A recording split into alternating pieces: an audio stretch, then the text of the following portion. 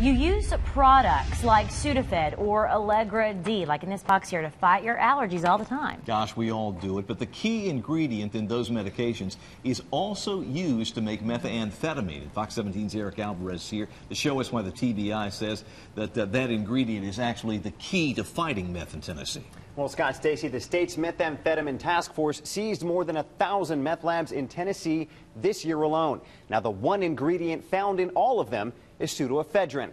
And the man in charge of fighting meth in Tennessee tells Fox 17 controlling the smallest pills will make the biggest difference. In your expert opinion, what is the key to solving this very serious problem? Returning pseudoephedrine to a controlled substance. If I had my way, it needs to be done federally. If it can't be done federally, then the next best solution or the best thing is going to be by state. The FDA made pseudoephedrine available over the counter in 1976. It created this problem, and they were cautioned and warned, and we've dealt with this problem, and it's only increased and gotten worse each and every year. In 2005, Tennessee took its first step to controlling pseudoephedrine by passing the Meth Free Tennessee law, which Farmer says cut the number of stores selling the drug from 68,000 to just 1,900. But Farmer says pseudo sales aren't slowing down. We had over 3.7 million grams of pseudoephedrine sold in the state of Tennessee last year, despite all of our efforts to control the amounts, the levels, where it can be sold. In 2005, the state of Tennessee restricted the amount of pseudoephedrine a person can buy in a single day to this, 3.6 grams. Of course, there are ways around that law, especially if you recruit an army of people to go out and buy that minimum amount and then bring all of those drugs together. It's often referred to as smurfing, going out and, sending out a bunch of people to then bring back what they've got to a single person who is then going to process the chemical. Matt Bruton is a pharmacist at Riverside Village Pharmacy in East Nashville and says customers ask how much pseudo they can buy almost every day. At a larger chain retail pharmacy, I got this question probably somewhere between a dozen to a couple dozen times a day.